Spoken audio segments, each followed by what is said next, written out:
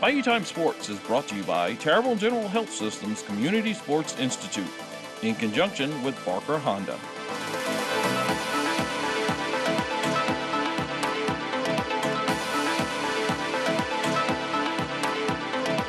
All right, welcome back to Bayou Time Sports as we continue to showcase those inducted into this year's Bayou Region Hall of Fame. And one of those inductees, so well deserving, and just unfortunate that he wasn't here to receive it in person. He passed away this year, but I'm sure he's looking down and real thrilled about the accolades coming his way. It's Coach Kenneth Dixon. He led the Illinois girls to many state championships. Let's listen in as he was inducted into this year's Hall of Fame. Man, I'm just so grateful for all that Tehoma and Thibodaux, the whole region, has done for my father. This is an honor. He was a humble guy, didn't really want a lot of attention, and just to see it, the love, the support, and the recognition that he's going to get, I can't describe it. It's amazing. Big honor. Yeah. He wouldn't think it'd be, okay, it's just another award, but this is really big. And I'm so happy that he's being recognized for all his accomplishments. All the generations of girls, I get emotional talking about this. This is a lot. He's not here to see it, but he's watching us. Just him not being here physically, but this is great. This is an honor. Experience, the talent. A lot of times when you're a coach, if you've gone through it, it's easier. He brought in the vision. We believed in it. We worked hard for him. We also wanted to win. He was a winner at heart, and we just made it happen. Was he a tough coach? Yes, very tough. He pushed y'all hard? He did. But he made us who we are today. And we look back, it's a sisterhood, but we look back and at least 90% of us are successful. Maybe 100, on and off the court. It was so much more than basketball. Even before us, even though we won, the program was already winning. They just came short before the state. And then I can remember my freshman year, we got to the quarterfinals. We lost to St. Mary's High School, I'll never forget, and we were like, we're not losing anymore. And it just was up from there. I still tell stories about that. I just did a camp and I was letting the girls know you have to work hard, because that feeling is just like, you can't describe it at all. And just knowing that you've been through the trenches in practice and having to hear coach and be kind of not letting it get to you, because he means well and stuff like that, but just to have it all come together in the end like you wanted it to, like how we started off the season, it was just perfect. So I always let people know. I was there in I got class of 98. So Blaze, I was at the beginning where we were setting the blueprint for these girls to come by. Now I look at them and I'm like, oh my, I can't believe it. Numerous championships. I'm so overwhelmed. I'm so proud of them. I'm so excited to be part of Coach Dixon's program. And I'm just really excited about tonight as well. It doesn't matter where we went, with who we played. You mentioned Eleanor or Coach Dixon. Everyone had the fear in their eyes. They knew what they were getting. They knew what they were measuring up to. They knew they had to bring their best game, 110%, when they mentioned his name. So, I'm very proud of that he set the bar for us and goals for us that we didn't think we were going to meet. He saw that within us too as well. Those potential that we had within ourselves that we may not. So we complained about it though, but he pushed us to be the best part of us, to be the best us, player-wise and person-wise.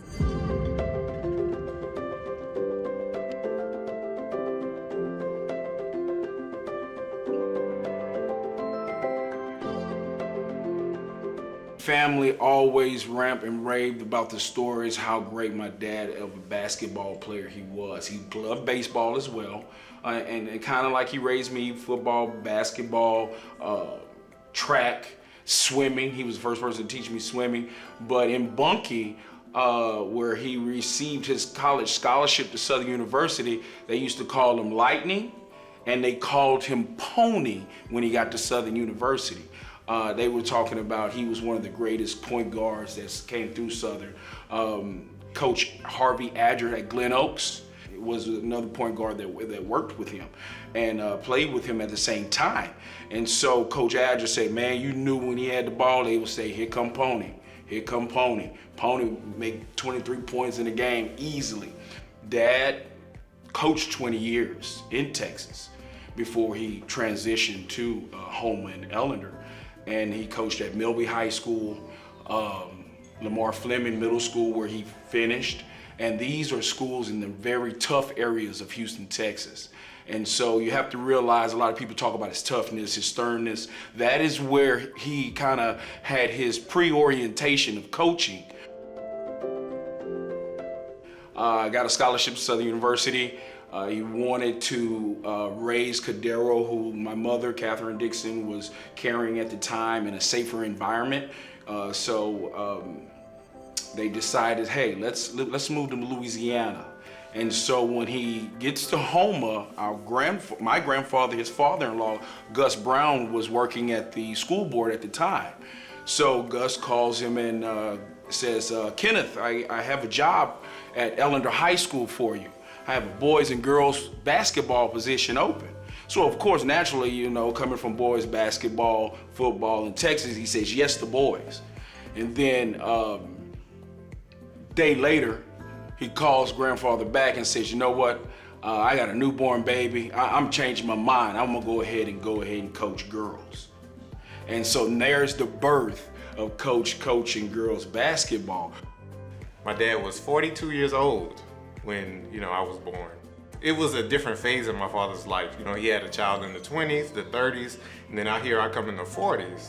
And so I was 60 weeks old when we moved from Texas to Houma. And that's when he got the job at Ellender High School.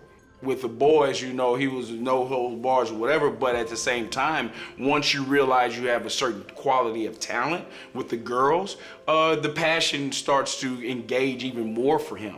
So he loved coaching his girls. Then he was saying, hey man, I don't have to worry about those grades. Those girls go do their books, whereas boys, you know, we gotta struggle, we gotta be on them all the time about getting young male athletes getting their books. So I am from Dulac, Louisiana, right? Not too many examples of strong female athletes. And I started a little bit late. So you're coming from Grand Caillou Gym, TPR, and then I went to Oak Lawn. So they're like, okay, you have potential. How about you try out for Ellender? Won't you try? I'm like, no. And here I come, summer. Show up for practice, walk into Ellender's gym and see this tall man that literally, I'm like, what? Who is that? Who is that? And that's where it all began for me. Well, for me, it started way before 8th grade. I had 2 older players that lived on the street with me. So as a young girl, I would be outside playing basketball, shooting, doing whatever. And Coach Dixon had this Chevrolet, this red truck, loaded with girls in the back of the truck. So he would drop off Kamika Tillman in the front of the street, Shamika Rockford at the end of the street. So as a little girl looking and seeing that, I definitely was like, I can't wait till I could ride in the back of the truck. He humbled me quick because our first interaction, like actual basketball interaction, was at a basketball camp at McCannaville Gym. And it was just a regular, you know, girls basketball camp. And he was kind of going station to station to station, and I was at was layups. So, like you said, I was good. I've been playing basketball since I was 6. So I was trying to finger roll. And I could see him, like he'll look and then I'll go again. But I'm thinking he's looking because I'm good, you know. And he came back and he asked me my name and he said, well, you think you something, huh? And I was just, and I'm in my head, I just thought for sure, like I'm doing what I need to do, but he was not for it. So what he put on the court, he brought that home as well. You know, the teachings, being disciplined, staying committed, hard work, all that he taught on the court, you know, he instilled that in us as well. He had stints of wanting to coach college ball. A couple of friends of his who had moved on would give him a call. But the thing that you have to balance or compare as a coach is that coming in, starting off, and of course, you know, he has 3 sons, he has a wife, is the pay scale. And that is the determining factor, whereas he was making a good check as a high school teacher, coach, he couldn't see himself reversing. All those years, I was the ball boy. So like on that 2003 championship photo, I'm right there in the corner, on the bench. We really didn't have tryouts. It was one of those, if you can make it, you can make it, you know? So, and it was, I think they just weren't used to a coach as passionate as Coach Dixon. So, you know, it kind of intimidated them or scared them or something like that. But we had athletes walking around, girls, 6'2", just terrified to come in the gym. And I'm like, if you just give them a chance. Everybody couldn't survive. We did a lot of running, conditioning, just a lot of different things. So, and of course, Coach Dixon was tough. So either you survived or you didn't. And I think that's what it ultimately led to, if you were on the team or not. He's gonna push you. You have to put in the work, you know, and then only the strong will survive. Once again, it goes back to those work ethics. We cried together, we worked hard together. I mean, it was together behind those walls. So that's where our bond formed. We laugh, we joke about it. Coach Dixon was a father figure to us. So of course, if he's our father, we're sisters, you know. Discipline, teamwork. Those are the things that Coach Dixon didn't, that pushed us to work together. I can use that in my everyday life. I mean, discipline. You have to be disciplined. You can't just go and just wake up every day, go to work and do what you want, right? Teamwork. When you're at work, you have to work as a team. And those values he instilled in us every single day. My 10th grade year, I was the 6th man. He made me the 6th man. And I hated it. Cause you know, my freshman year I started, and you know, basketball players, you just want to start. But he made me the 6th man, and it wasn't until I caught on to what was going on. Cause once I got in the game, it was a momentum change. It was kind of like, you know, and until I understood that, I was just like, oh, he hating on me. Like, you know, I must have done something wrong, or he's mad at me about something. But it's like, once I realized, like, when I got in the game, everything, the whole game would change. And it was like, okay, you might be a genius. Like, you know, you might be on to something. And I didn't question him since then. It was my senior year, right? And we were trying to figure out what am I going to do, right? I wasn't the top scorer. But I was a team player. I was a hustler, right? And he called me into his office. Smith. I was like, yes, sir. Come here, I'm gonna talk to you. I said, yes, sir. Went into his office, like, what do you wanna do? You need to let me know what you wanna do. I have a few people that are looking at you and wanna give you a scholarship. What do you wanna do? I said, well, look, there's no way my family can afford any other education. Like, there's no way. I'm not the best scholar, but I need to go to college. I need to work. And he said, okay, you have to put in 110% every single game from this day forward. If you put in the work, I'll do the rest. And then I got a full scholarship to go to community college for 2 years, and it just catapulted me towards my career after that. He molded that leader in me, the coach in me, you know, because he was definitely my mentor. Even with my former teammates, they laughed. We were just joking about it. Coach Dixon and I clashed because he had to put me in order. Hey, you're still the player, you know, it's a time and a place, how to become that person. And that's what he did for me. And so even going on in my career, I was able to reach out to him, and he was my mentor. So I had to have the grades too, you know. He wasn't all about basketball, you know. You had to do your homework, you had to go to bed at a certain time. He was about academics as well, most importantly. Because besides basketball, we took pride in academics. Everybody on my team, honor roll. the focus was books and ball. Books and ball. I'm your daddy and I'm your boyfriend. The year we won state, I don't know why, we just had a rough month. Like we weren't, I don't know what was going on with us, like just the players. And I could tell that he noticed, like he said, he was a father figure, so you're gonna know when your kids aren't getting along. He must have heard, whispers in practice or something, and just out of the blue, he just flashed. He said, hold on, stop my ball, stop my practice. And he called us to the middle of the court, and if you know his players, he has this death stare where he's gonna look to your soul. Like it's terrifying though. Like you would never think, but it's terrifying. And he went and he's looking at all of us in our faces. And once he did his complete circle, he said, y'all wanna fight? Y'all wanna fight? And we were so scared. It was just like, all right, y'all, we cool, like, we good. And after that, we went back to the locker room, and it was nothing. Like, it was no beef, no type of animosity. We got together, and we won a ring that year. So, like he said, we were not going to mess up his year, but I guess he felt like if we had to scrap it out, he was just gonna get it on. While nobody was in the gym, go ahead, get it out the way. He looked at us as daughters. We share stories now, and it's like, wow, he did that? We didn't even know, the extent of his work. I didn't have any confrontation, any clashes with him because I respected him so much that I trusted him that whatever he told me to do, it needed to be done. And if you do this, you will succeed.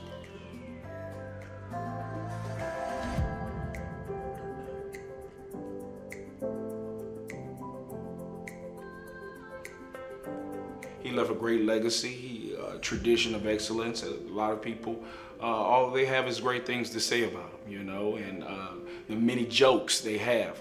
Referees always talk about, your dad is some kind of character on that sideline. And it was all genuine. It comes from a genuine place.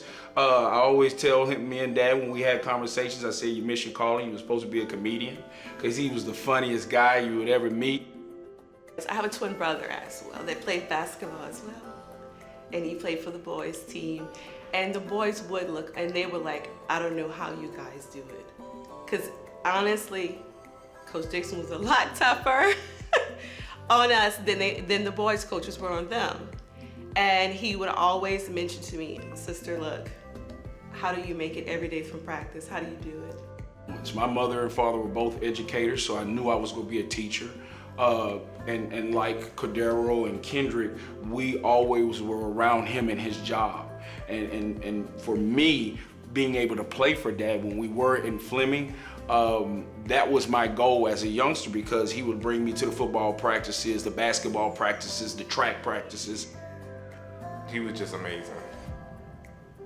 That's all I really could say, without getting too teary-eyed, because it's emotional. I'm still going through a phase in the transition, and my life has changed, It was not only my father, he was my best friend, and we talked, and advice was always there. He was one of the smartest guys that I knew when it came down to just things of life. Nowadays, too many young people don't have a relationship that they should with their parents, and I appreciate that he left that with us, to have a relationship father-son.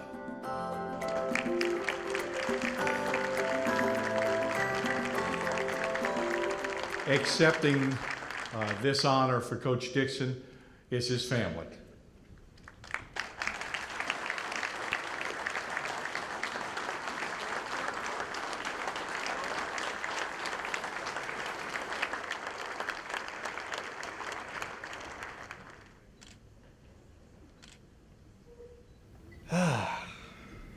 That was a little tearjerker, So on the behalf of my father, our family would just like to say thank you, to everyone who thought he was worthy enough to have his legacy celebrated. It is truly an honor. If you really knew him, you knew he was really a humble guy, and probably would have thought all of this was just too much.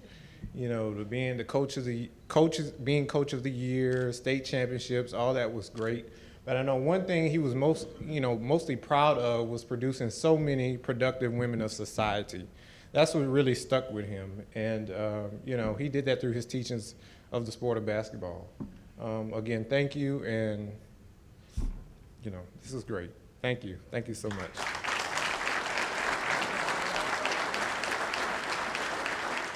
Congratulations to the entire Kenneth Dixon family. Certainly a bittersweet moment as their father passed away, but I'm sure certainly looking down and watching his family accept on his behalf, a great coach, great for the area, and great for Ellender as well. We'll take a break, but you can always watch these on Facebook also, and also on the HTV website. We'll be right back.